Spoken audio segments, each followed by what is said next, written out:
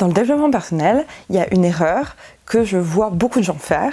Et cette erreur, j'ai envie de vous en parler aujourd'hui pour vous éviter de la faire vous aussi. Je suis Elsa Iotti, je suis psychologue clinicienne et dans ces vidéos, j'ai envie de vous aider à mieux vous comprendre et à mieux vous aimer.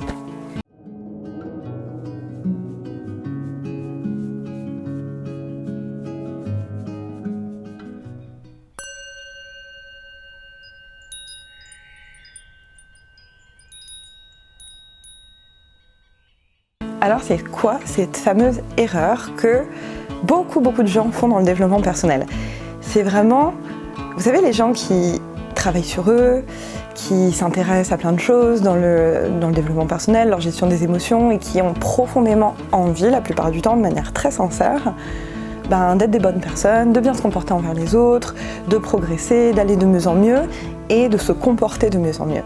Souvent ces gens-là, ils vont dire quelque chose qui vont avoir très peur de juger les gens. Et ils vont souvent avoir des petites phrases comme non mais je dis ça mais c'est pas pour juger, oh, non mais je juge pas hein.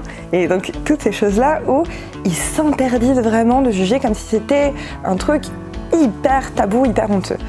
Et moi je trouve que, alors ça part d'une bonne intention, mais en même temps, c'est quelque chose qui peut être dangereux dans le sens où quand on ne se permet pas de juger des comportements et d'avoir un avis sur les choses, on peut passer à côté de choses ou de personnes dangereuses et on peut ne pas pouvoir se protéger parce qu'on n'a pas statué en fait sur la nature des choses telles qu'elles sont en fait. Et c'est pour ça que moi je trouve intéressant d'introduire une distinction conceptuelle entre le jugement et le discernement. Alors, le jugement dans cette vision-là, c'est ce que j'appellerais le jugement moral. C'est-à-dire dire que telle personne, parce qu'elle a ses comportements, ou parce qu'elle a ses pensées ou ses paroles, etc., c'est par essence une bonne personne ou une mauvaise personne.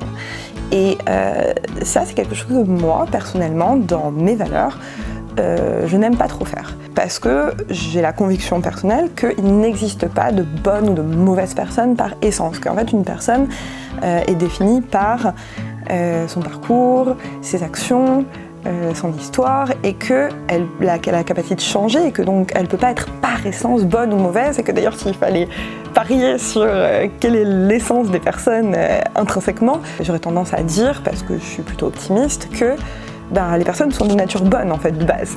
Quand on établit un jugement moral, on va avoir tendance à se dire cette personne agit comme ça, alors elle est mauvaise, ou cette personne agit comme ça, alors elle est bonne. Et bon, moi c'est quelque chose que je fais aussi au quotidien sans m'en rendre compte et que j'essaie de pas faire, j'essaie de mettre un peu de me dire ah non. Mais ça je comprends qu'on puisse ne pas vouloir faire ça, ne pas vouloir établir de jugement moral. Et je comprends aussi que certaines personnes ont envie de se dire oui, il y a des personnes qui sont bonnes, qui sont mauvaises, c'est pas dans mes valeurs à moi, mais bon, on peut vouloir le faire. Mais la plupart du temps, les personnes qui sont dans le développement personnel ne veulent pas faire ça. Et en fait, ce qu'elles confondent, c'est ce jugement moral où on juge la nature d'une personne avec ce que j'appelle plutôt le discernement, où en fait on va juger les comportements.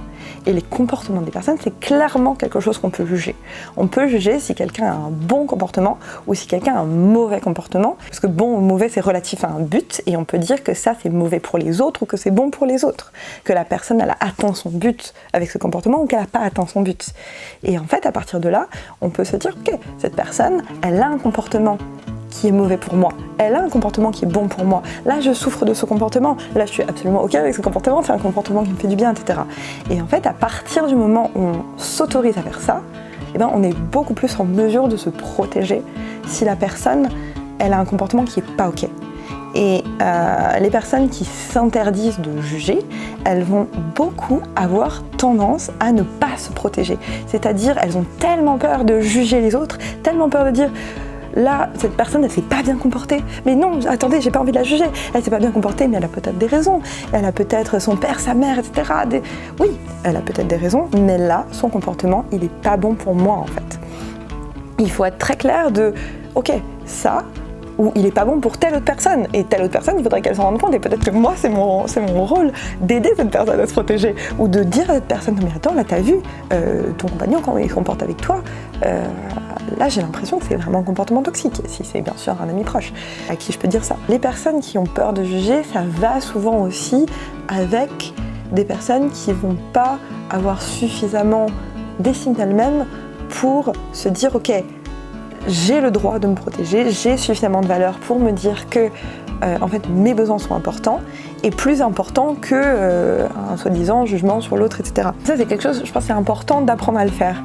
Et je pense qu'il y a aussi quelque chose sur la fonction sociale du gossip un peu. Alors bien sûr qu'il y a une idée que le gossip, il faut pas dire du mal des gens derrière leur dos, etc.